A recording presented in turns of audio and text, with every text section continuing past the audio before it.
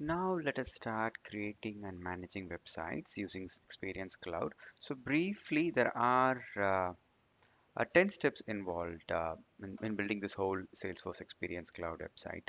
So we will start with creating or enabling a digital experience. Basically, it helps. Basically, this is the first thing that we need to do so that the option to create websites in Salesforce gets enabled.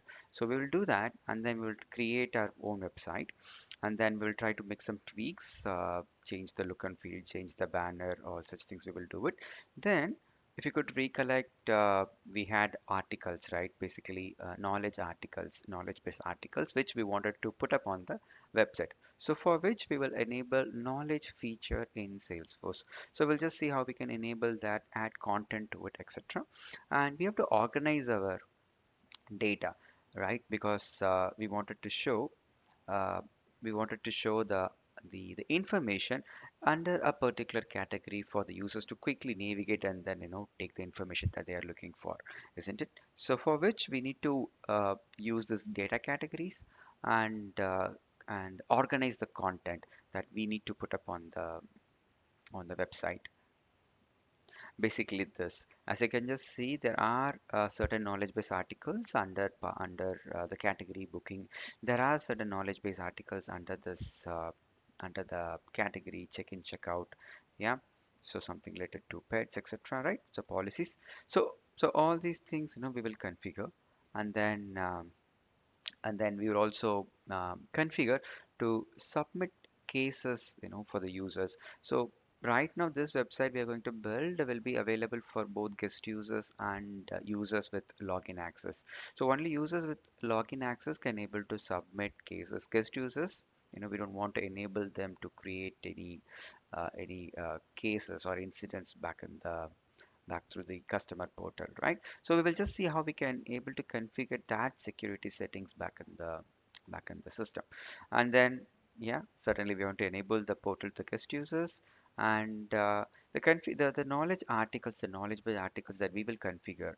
It's going to happen in this at the CRM end, Salesforce CRM end, and then we want to bring them back to the customer side. So we create this article back in the org, Salesforce CRM, and then we have to bring that back into the website as a content. We will just see how we can do that as a next step, and then we will also open up the portal for the users to use it. Let's see, and then we will create a few customers, and then we will try to test that. Finally, we will just ensure that the entire look and feel is done right. Uh, um, we will just change the themes, colors, etc., etc., to match with the brand color of Travel Hut Company. So these are the 10 high level design steps that we're going to follow. So let's quickly get started. Yeah. Again, this is what we're going to do it. Yeah. So this is what you will learn. And to start with, so I'm going to use one of my playground arcs to demonstrate this. So I'll use this one future image.live, and let me first launch this. So as soon as it is launched, the very first thing that we wanted to do is we wanted to enable the experience cloud, right? Which is digital experience. So which is available right in the setup. So this typically you do it in your production org. So I'm doing it in playground org, but in the typical projects, you will do it in the production org. You go to setup and then look for digital experience. Yeah. So right now you are just seeing only one option under digital experience, right? Settings. So click on it,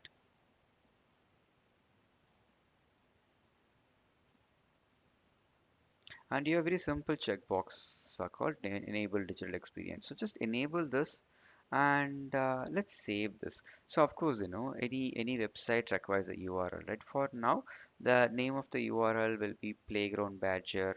This is the name of my playground org, or the URL of my playground org. So by default, it just picks up this as a default domain, but it is configurable, as in if you have your own domain, right, you can configure your custom domain so that the URL of your website, Experience Cloud website, will carry a meaningful name. But this is just learning, so I'll just go with the default domain. that gets created when you enable the digital experience. So let's save this one first. All right. So let's wait for this to complete. I'll click again and then save.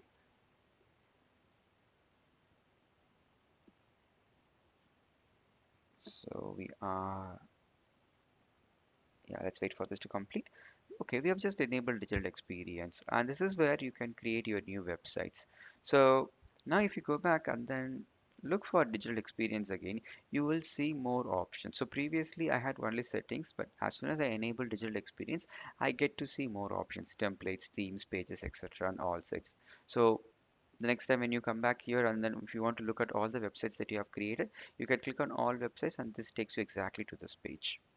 Yeah, this is where you can create, multiple websites. You may have a website for customer facing.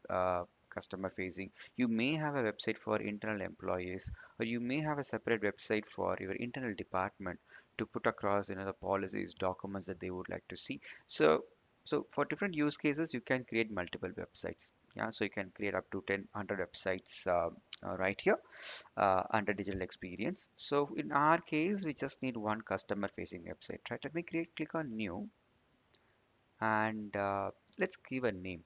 So let's wait for the page to appear. Yeah, the very first thing that we will see when we try to create a template in Salesforce Experience Cloud is you will be presented with multiple templates that you can pick and then start with your site creation immediately.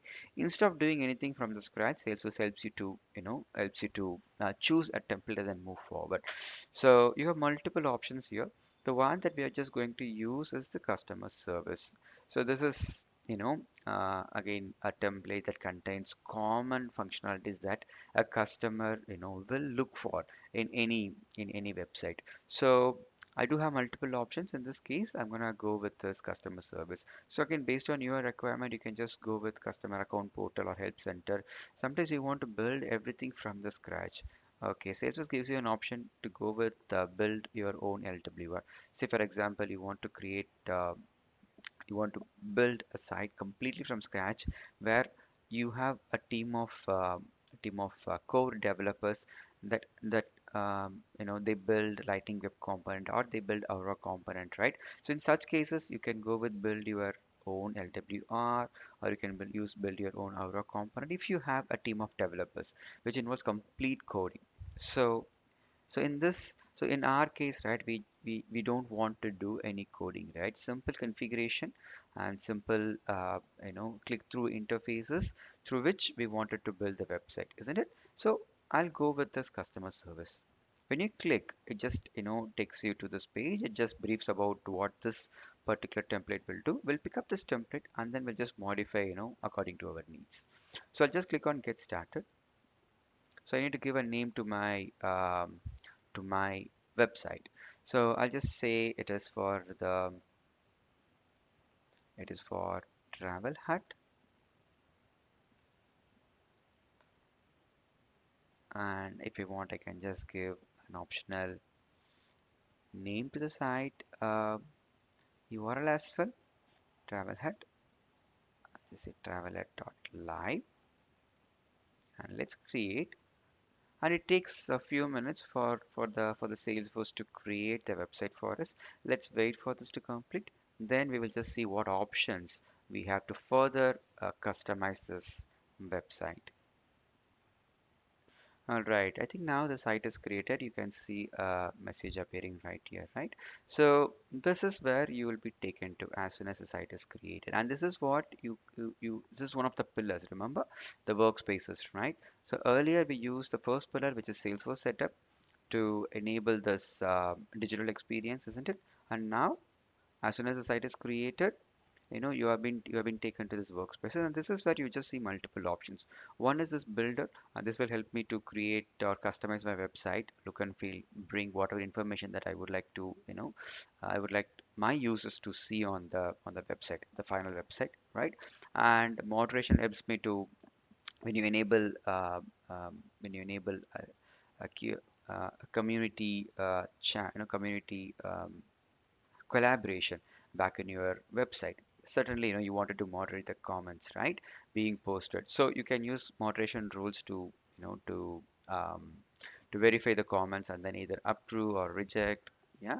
So all such things you can do it using moderation. Content management helps you to again, right, manage your knowledge base or content that you would like to show on the screen. We will be using content management in our scenario.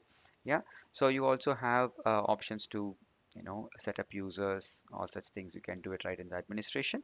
And dashboards helps you to take a look at you know the the health of your website through reports, to see how many users are accessing the site, etc., etc. So this is my workspace, and predominantly we'll be using builder and content management in this for our scenario. So let me click on the third pillar, which is builder. Let's see where it takes us to. When I click on this, yeah. So I've been taken to this experience builder, and this is where I can able to configure my website again, completely through clicks, right, and not doing any coding. So I'll close this one. So right now you can just see this um, you know um, options, right, components rather on the page, right. So on the top we have publish and preview. So if I want to just see how the end users will actually see this page, I can just click on preview. So ask a question, it takes me to a page. Good. And contact support, it takes me to case create page. Good. So everything is available, right, readily available for us, and all we have to do is we just have to include or keep some that we need and then remove the components that we no longer need, and then ensure that the look and feel is also corrected, right, based on our uh, branding, right. So let's see how we can able to do that. So I'm in the home. Yeah, good. I'll go back to the builder, and I have options right here to further customize the website. So the first thing that I'm going to do is I'm just going to change the theme of this template. Yeah, it's theme of this template. I can go to this. Yeah, so I can go to this theme. There is an option available. So click on the theme. So you have an option to change the theme. So in a template, when you pick a template in Salesforce Experience Cloud, you do have different options to change the theme. You can also have your own CSS. Sometimes in your projects, you may have or you will have a brand CSS readily available that will help you to color the background, set the font size, font type, give a color to the buttons, links, etc., etc. Right? You can able to have your own theme. That is also possible if you go here, if you click on edit CSS, use overrides, you can configure your themes or CSS, for your site right here. But in our case, we are not going to do it because we just wanted to go very simple, go with the default options available, right, back in the uh, default options offered by Salesforce Experience Cloud, right? Let's see further explore. Let's explore and then see what options are available. Okay, but you do have an option to uh, give your own CSS. Okay, so let's click on change theme, and this will give me a list of themes for me to choose from. So let it load. Actually, you can just see this, right? Yeah. So the one that we are going to use is Webster. Yeah. So this will have a prominent search option for the users to users to use it right when they land on the screen, land on the website. And also it will help us to categorize the content that we wanted to present to the user. Yeah, so there are different options available. This is the one that we're currently using. Yeah, you can make it very, very simple, subtle, something like this. So in our case, I'm going to use this Webster. Okay, and let's activate the theme. So the intent is to make users to search first, and then have a look at the content, right, by categories. Yeah. So let's click activate theme, and let's wait for this to complete.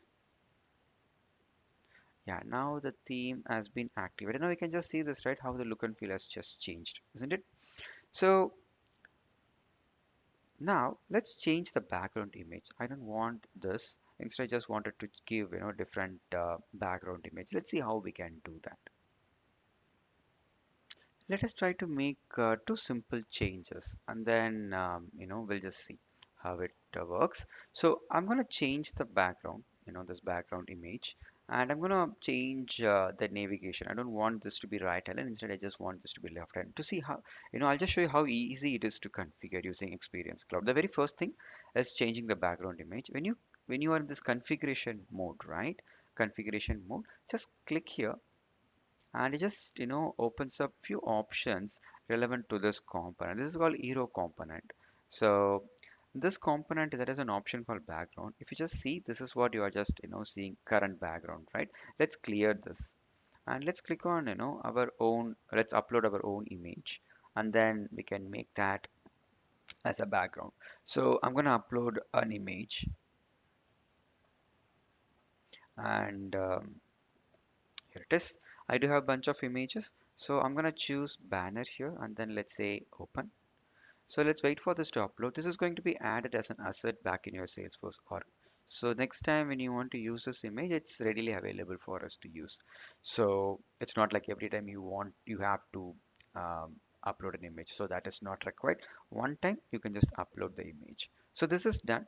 And yeah, I'll just go with the default ones. Okay, you can just change the position. You can just change, layouts if you want. Yeah. Uh, so there are different other options available. Feel free to explore. But the key takeaway is it is possible to change the look and feel of your website. So the first thing that we did is we just changed the background, right? The next thing is I'm going to change this navigation. Again, when I click on this theme uh, navigation component, right, it gives me other options. So the one thing is the alignment. I just wanted to bring this to left, and the moment I just did that, you can just see this, right? Earlier it was right align, now it is left align.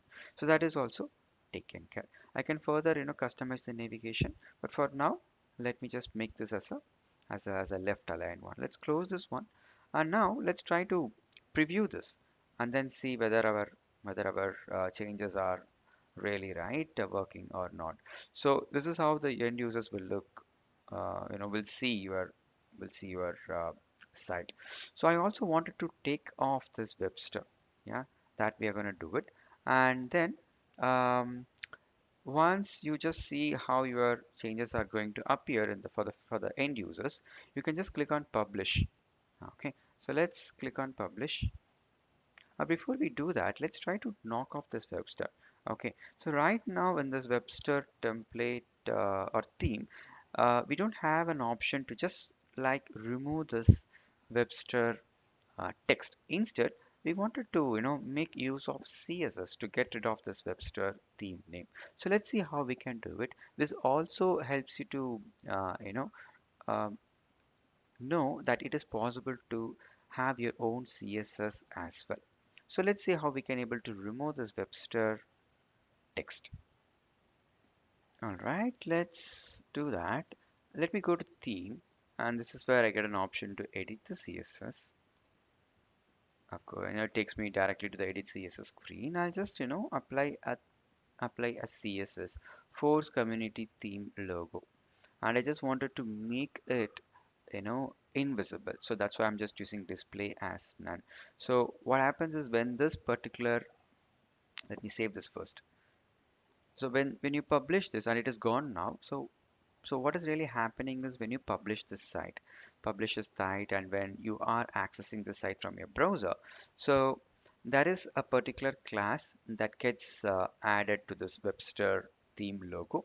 So what I'm doing is I'm using that class name, yeah, Force Community theme logo, and I'm just saying that using that class name I'm identifying that particular Webster text, and then saying that make it hidden. So that's all I'm doing it. So when you publish this site, you will get to know what I'm just talking about. So for now, let's just save this one. Yeah, let's preview, and now this is gone. The Webster theme is gone. The Webster theme logo is gone. And one more change I would like to do. So right in this component, right? So when you click on the component, you get multiple options again here. I just don't want this my feed. So let me just remove that. So now it is gone. Yeah. So let me publish this. Okay, it takes time, a minute or two to get your changes, published. So once this is published, let's see how we can able to access this directly from a URL, right? And then we'll just see if our changes are getting reflected. So let's wait for the site to get published. All right, now the site has been published. So where do you go? Where do I go and then get the actual URL that I need to use to access the website? Very simple. On the left, you have settings option. Just click on settings. It gives you, a lot of categories under settings. Under general, you will just see the live URL. Yeah, live URL. Just click on this. It just takes you directly to the website.